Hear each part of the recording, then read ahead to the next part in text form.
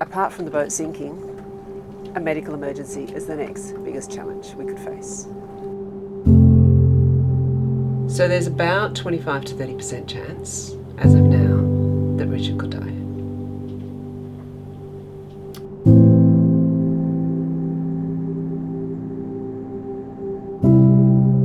A medical emergency is hard enough the best times in your own country, but we also have to deal with not knowing the language, not knowing the medical system, not knowing if our insurance is going to pay for this or we're going to end up with a huge bill.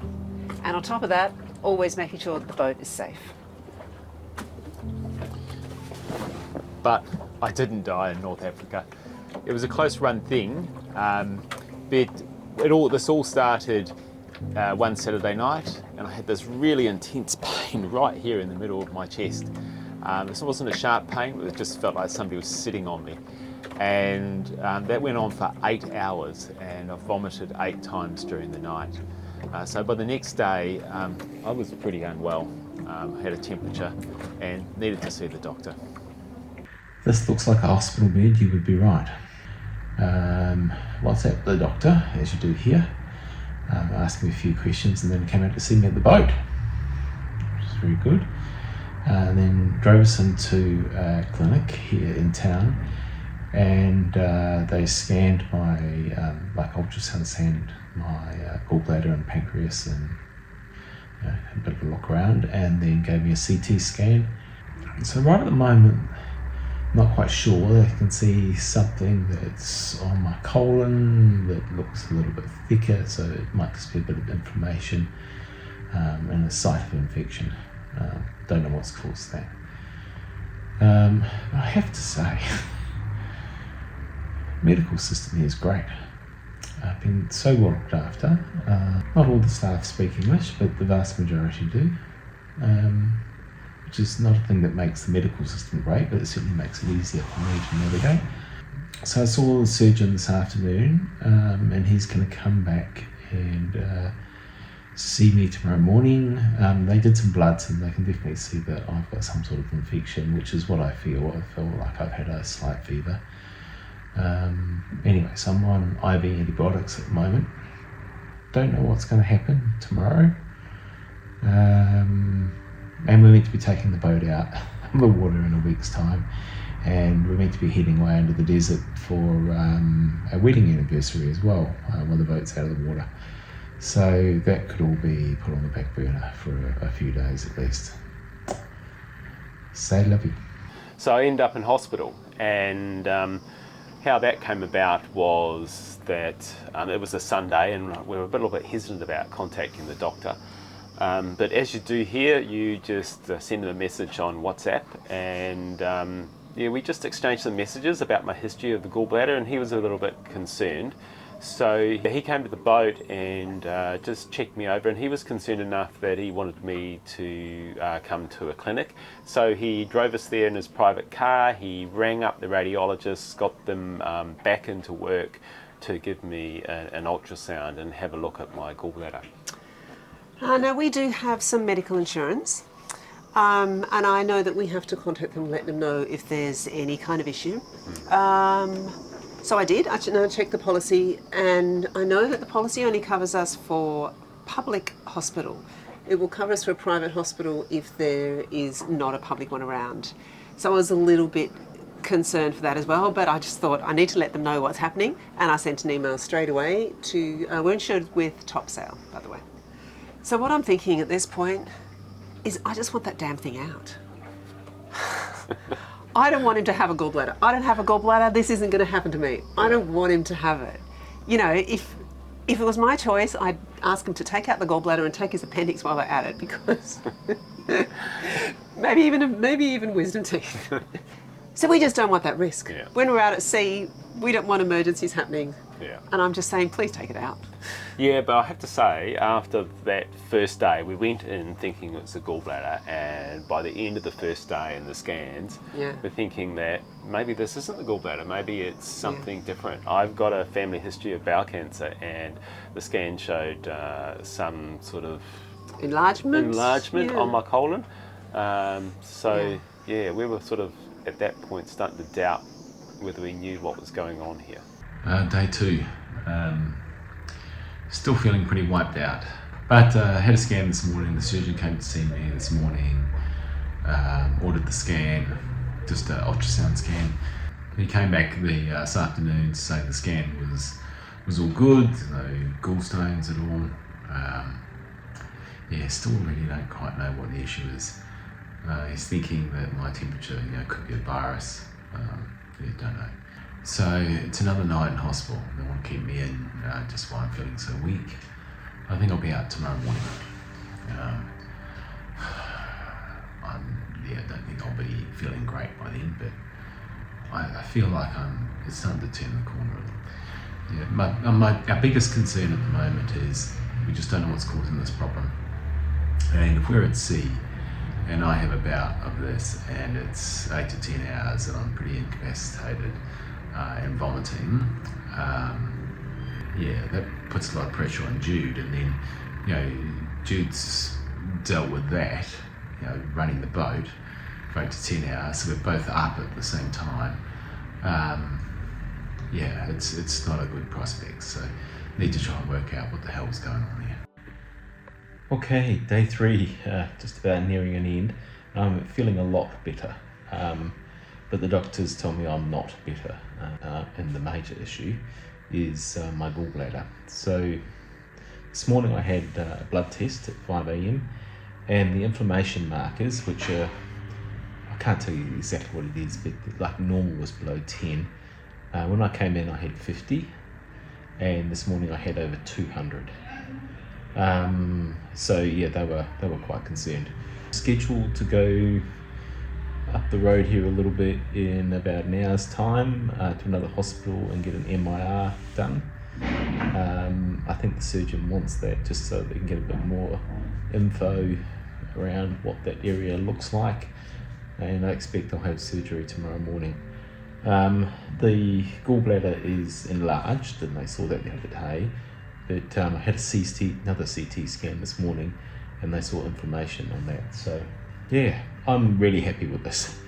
If that's the issue, I want it out. It's caused me a bit of grief over the last few months, and I didn't actually realise how bloody dangerous they are. You don't treat them well, and they can actually kill you. So it's certainly not something that I would want, like crossing the Atlantic and being a week out at sea and then suddenly have a flare up and this get really nasty. So Jude would be basically doing a trip solo until I recovered. But if it was really bad, I wouldn't recover.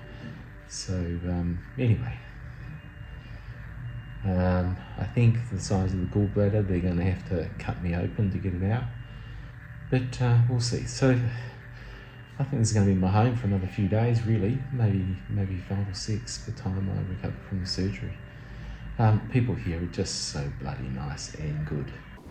So one of the markers we've been looking at is called a C-reactive protein. It's a marker of inflammation, and it is just getting ridiculously high. So How high, Jude? 200, Richard! So when the doctor came in and said, your CRP's at 200, we need to get this thing out. And I'm like, yes, get this damn thing out straight away. But the GP said the surgeon wants an MRI first. The surgeon has to do their job and they have to do it well. I respect that, but I just want to speed this along. I don't want to wait half a day. I'm feeling a bit stressed at this point. Were you? Look, I've been nil by mouth for 3 days, so I wanted the bloody thing out so I could eat again. But I think you need to explain to people what 200 is. I mean, what is 10? Yeah. Okay. So it's a marker of inflammation. It's really commonly used. It could mean that Richard stubbed his toe or his little finger. He's got inflammation somewhere. Yeah. So generally, your C-reactive protein, your CRP, is under about 5. 5 to 10 is kind of a mild inflammation. 10, 11 is a pretty severe inflammation. So he came in at 50, and then it bumped right up to 200. 200's like sepsis. Yeah. Disgusting inflammation, dangerous level. Yeah. So we want this damn thing out. Anyway, it's not going to happen right away. they needed an MRI. MRI wasn't at this facility, it was an ambulance right away, and it was happening at night. So I ended up going home. I don't know, maybe dinner time I went home. I was getting Yeah. pretty hungry too, honey. And this is one of those things where you don't actually realise in a different medical system how much you're relying on all that learnt knowledge of your own medical system. And at this point, our expectation is I'm going to go and have this MRI, I'm going to take out my card and pay for it. Or not, or get a bill at the end of the hospital week. Yep. But Yeah. So I went home and boy, were we wrong. yes. I left Richard about 6 o'clock tonight to come home and get a meal. And he rang me at about 8:30 and said that to get the MRI done, they need cash. And they need 460 dinar, which is about 150 euro or 230 Aussie dollars. I don't have that kind of money. He said I have to bring in some cash. Well, he asked me to get him some cash. So I rang my friends a few boats up, Wade and Diane, who have been amazing. And they go, yep, sure, we've got that much cash. And they came down to my boat. It's a horrible night. So now my next problem is how to get back to Richard. He said they'll be leaving within about 15 minutes. The hospital is 25 minutes walk. And at this time of night, I don't know if I can find a taxi. So I've just come out to the dock to see what I can do and try to make my way. And the lovely security guys here asked if they could help me, and I go, yes, I need to get to the hospital for my husband. And they've gone off to find me a cab. They say, un momento, madame. So I reckon I'm going to make it. Everyone's been so helpful. I'm just incredibly grateful of how wonderful people have been. Okay, it's the afternoon of day 4, Wednesday. I came in on a Sunday, did our MRI last night, which was an interesting trip in an ambulance that had looked like it had been made by Grandad back in the 1960s. But rest assured, Tunisia does have state-of-the-art ambulances. It was just a transfer. And had the MRI. That has shown that my gallbladder is inflamed. It's sort of got a slurry in it rather than stones, and it needs to come out. So just being prepped for surgery. Not long now, honey. Oh. Well, it's over. They've successfully removed his gallbladder. He was taken into surgery at about 6 p.m. I hung around in his room. The doctor eventually turned up at about 10:30 p.m. And said that it was really difficult surgery. It took a lot longer than normal, and the gallbladder was gangrenous. So I'm not really sure the implications of that, but it's sounding pretty yucky. Anyway, it's now gone, so massive relief. And the good news is he was able to do it through keyhole surgery, although the incision had to be larger than normal because he said that Richard's organ was so much bigger. I'm going to have to tell Richard that tomorrow. I think that he'd be quite chuffed. Anyway, I'm relieved and I'm tired. I'm off to bed. Good morning. When I went to bed last night, I did some research. I don't mean just Googling. I have a PhD and I'm able to access medical journals and interpret them. And at this stage, after the removal of a gangrenous gallbladder, Richard's still at pretty high risk. So there's about 25 to 30% chance, as of now, that Richard could die.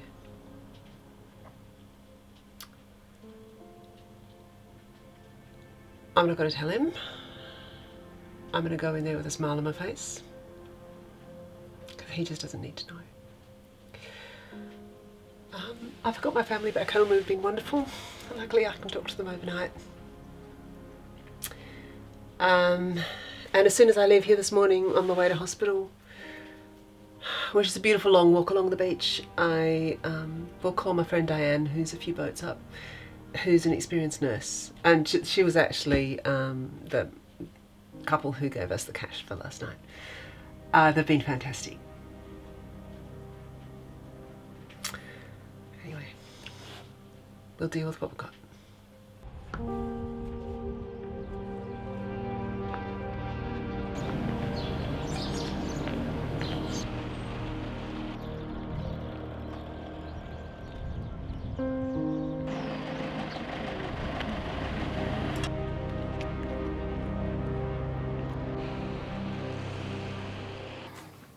I have to say, Jude's a bloody good actor because when she came in the morning, I had no understanding of the level of risk I was at. You can see right now how emotional it makes me, and I really appreciated that because, yeah, was I concerned? I knew having something gangrenous inside you was not a good thing, and that my body would need to fight it. I just didn't really have an understanding of, there was a 1 in 3 chance that I might not make it. I appreciated she didn't share that information with me. I have to say, but what I did appreciate is she brought me in a croissant and a coffee. I had to hide it. Because, oh man, after 4 days of not eating anything, and to make it worse, the antibiotics play havoc with your body. I was on, antibiotics 24 hours a day. 3 different kinds. Yeah, 3 different kinds. And there's bloody IV lines getting poked into me, changed over at least twice a day, and they were struggling to find my veins. And it really plays havoc with your mouth. It like kills everything off in your body. So to have a coffee and a croissant was lovely. I have to say the doctors came in later that day and said yes, that I'm allowed to eat again, and they recommended some of the hospital's soup, which was a green soup.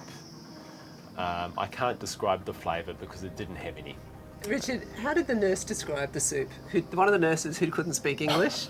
Yeah, it was this funny little interplay where, a day or so later, the doctor's going, how's the soup? Are you having the soup? And I said, the soup's not good. And one of the nurses looked at the other like, is the soup not good? And the other nurse goes, anyway, it became a bit of a joke. Day 6. 1 day after surgery, and Richard's not feeling as good today. No. As he was yesterday, but that's to be expected. He's pretty sore, a little bit sorry for himself. But the good news is he's free to go home today. Well, actually, we're still waiting on pathology, so we need to get that back. But as soon as that comes back, he's able to come home. Now, coming home is not all that easy. We have a lovely offer of a friend, Mohammed, who's going to take some time off work and pick us up in his car rather than get a cab. Coming home to the boat is not easy for someone with abdominal surgery. So we don't have a passerelle on our boat. Usually we just have a bit of a big step and a leap. So I got some friends to help last night and someone lent us a passerelle. So Richard's going to have to take 1 step onto the passerelle to get onto the boat. Be very brave and probably a bit sore. So when we say passerelle, I mean like a wooden plank. It's a plank, yeah. It's a plank. This one actually has wheels, like casters on one end, but we will turn it upside down so he doesn't use them. Yeah. And I think when he's on the boat, he might just stay on the boat till he's feeling better. Yeah. It's been a bit painful today, and they took the drain out. Oh my God. Yeah. Having a 20 centimetre tube pulled out of the middle of your tummy, bouncing along your intestines as it comes out. It's not fun. Yeah. Anyway. Done. Better from here. Yeah. So pathology wasn't too good, so we didn't go home. So that protein, that C-reactive protein, was still ridiculously high. It started to come down a little bit around 1:30 the next day, and they said, you're not going anywhere. So it looks like Richard's in for the long haul as his body just really tries to fight that inflammation. I'm still worried. I'm still quite worried. And watching him like a hawk. I'm taking note of all of the readings every time his blood pressure is taken. I'm checking his oxygen level. Now, going through all this, I'm also in contact with our insurance. Our insurance through Topsail has been absolutely fantastic. So from the first day I contacted them, they rang me, even on day one. They rang me every second day, but I had access to ring them 24/7, and I was speaking with a medical team of doctors and nurses. So I was keeping them up to date with what's going on. They were giving me information. They were asking lots of questions. And I felt like it was a second opinion. It wasn't what we were expecting of insurance, was it? like when you do a claim on your car, it's sort of just whack it in there, and it feels like it's a whole process. And yeah, I thought that medical insurance was about paying the bill. yeah, But this is so much more, and if they didn't pay the bill, I still would have been happy because we just got so much more from them. yeah. They also had agents on the ground checking that this hospital was appropriate. Now, I did mention it was a private clinic, and they actually, in their policy, it says they don't cover for a private clinic.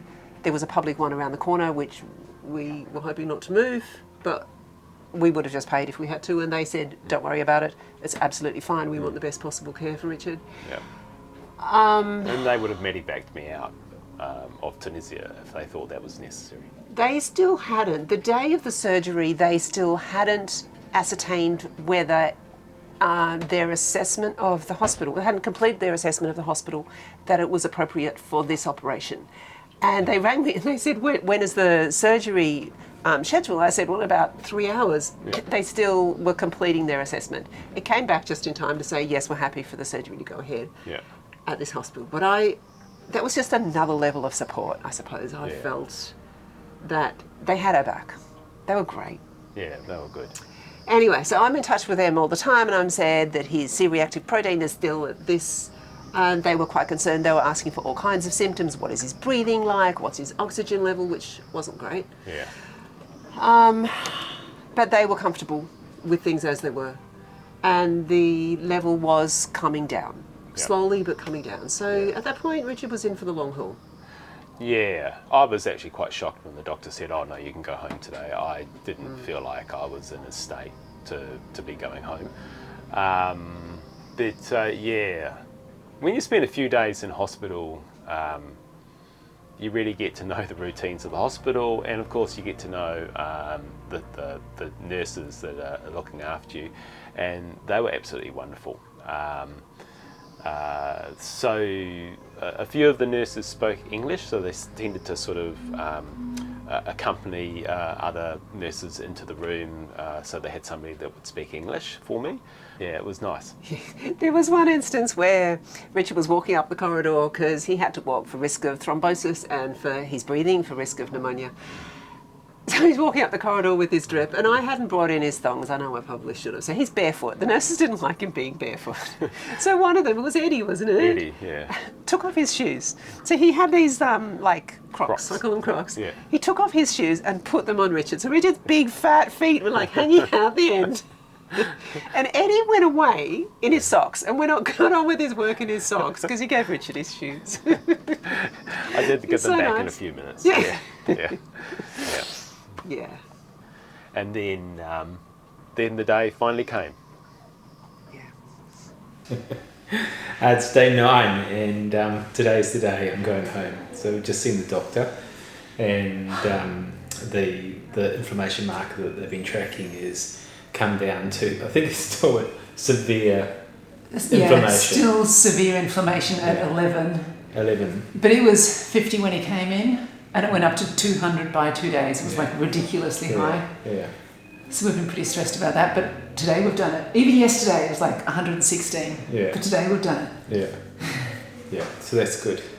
So time to go home. I think about 6 p.m. I suppose I've got some admin to do. Which we're really happy about because today is our first wedding anniversary. Yeah.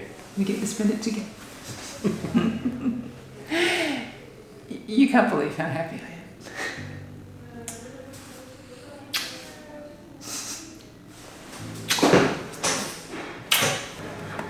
Finally home.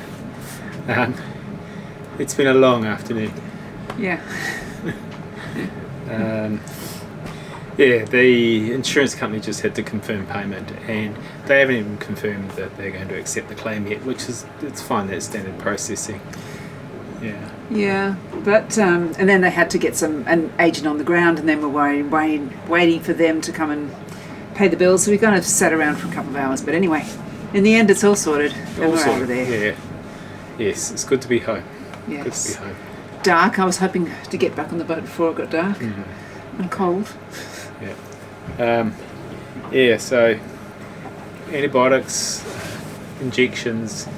Few weeks to recover, I think, but that's all good. The support of the community has been fantastic, and even though we haven't had to draw on it much, now and again, it's been fantastic to know that it's there.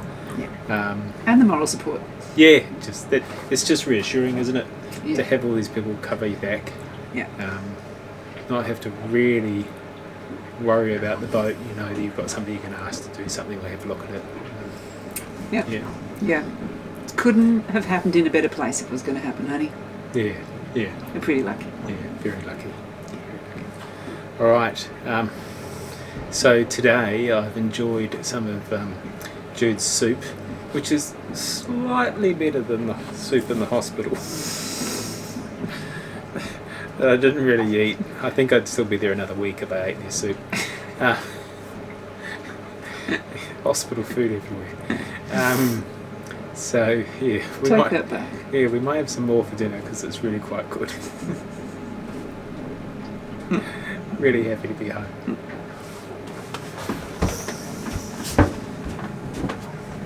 You right? Yep.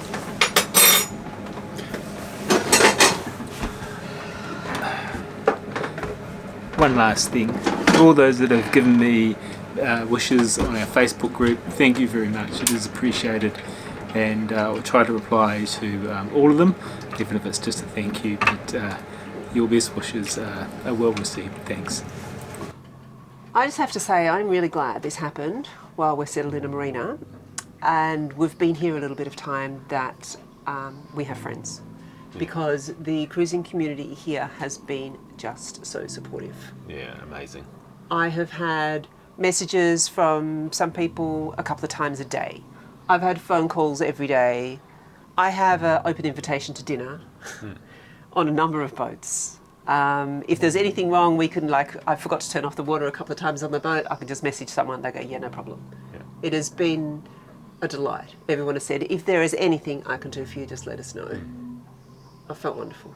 Yeah, I suppose we got a little bit lucky that this occurred when we were in a marina, because in a marina the boat, for all intents and purposes, is reasonably safe. If we were moored somewhere or were still anchored somewhere, then this would have been a bigger problem for us. I would have been concerned, Jude just having the ability to look after the boat while I'm in hospital for a week. Just even by myself looking after the boat, why Jude would be in hospital for a week is challenging enough, trying to do that solo. Now the cost. All up, Yeah.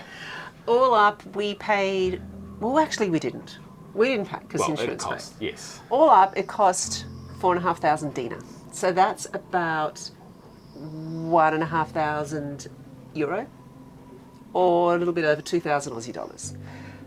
Yeah. So that's 8 nights in hospital, in a private room, all the antibiotics. It was actually a VIP room. VIP room in the second part because we needed a shower. So all of the antibiotics, all of the surgery, all of the GP costs to come out to the boat, and the surgeon's costs, anesthesiologists, all the extra things that we would be used to getting layered on top. Yeah.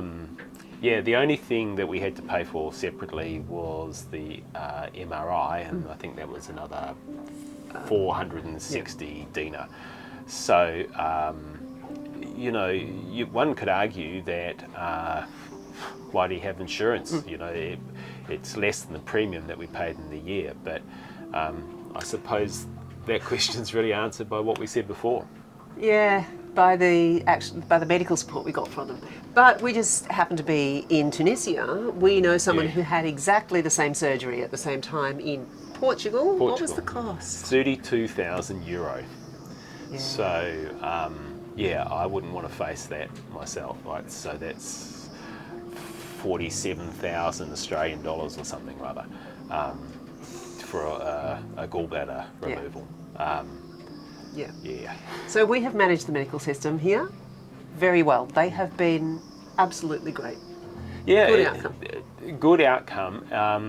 I just found it really quite integrated and very relationship based. Like the doctors, in fact, the doctor and the surgeon's offices are right next door to each other in the same floor of the same building. Everybody sort of knew each other, and I was quite impressed with the way that the GP was integrated into the hospital system. So he would actually come and do his rounds of his patients Every day. Every day. So the every GP day. every day and the surgeon every day. Yeah. So and we don't get that in Australia. No, the GP would hand over to the hospital, and that would be it. So that was nice, and I suppose our outcome of this, and I suppose experts' opinions would say that hospitals in the United States or Australia or somewhere in Europe are better fitted out than what they are in Tunisia, and that may well be right. There's not all the things that being in buzz and monitor in the rooms that we were in that we would normally see in an Australian hospital room. But notwithstanding that, it was fantastic. Yeah. And he's good. He's healthier than he's been in years. Yeah. Just reaffirms, in the end, I'm just a lucky bastard. Told ya.